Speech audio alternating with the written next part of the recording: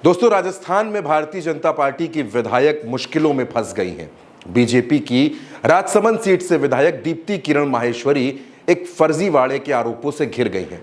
दरअसल ये आरोप उनके नाम के 2 वोटर आईडी कार्ड होने का है।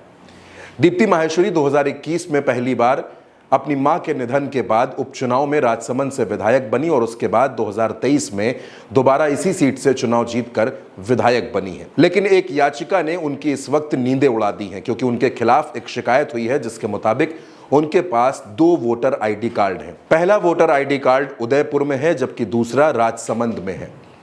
अब दोस्तों, अगर दोनों जगह की वोटर लिस्ट में भी दीप्ति किरण का नाम आ जाता है तो उनकी विधायकी खतरे में पड़ सकती है।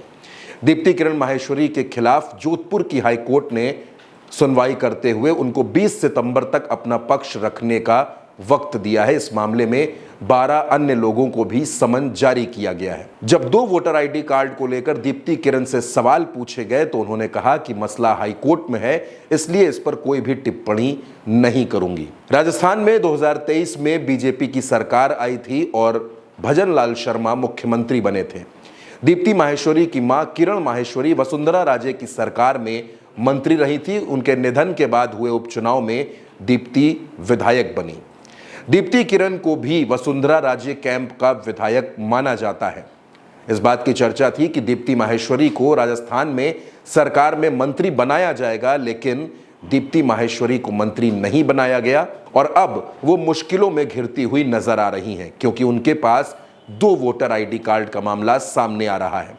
अब दोस्तों, अगर हाईकोर्ट ने इस मामले में सुनवाई आगे करते हुए दीप्ति किरण के खिलाफ जांच के आदेश भी दे दिए तो दीप्ति मुश्किलों में घिर जाएंगी और अगर 2 वोटर लिस्ट में उनका नाम हुआ तो उनकी सदस्यता जा सकती है। राजनीति और संविधान के विशेषज्ञों का कहना है कि 2 वोटर आईडी कार्ड होना कोई बड़ी बात नहीं है, लेकिन अगर 2 अलग अलग वोटर लिस्ट में दीप्ति का नाम होता है तो ये उनकी समस्याओं को बढ़ा सकता है। याचिका दायर करने वाले पक्ष का कहना है कि दीप्ति ने अपने प्रभाव का इस्तेमाल करते हुए 2 वोटर आईडी कार्ड बनवाए हैं, एक उदयपुर में और एक राजसमंद में।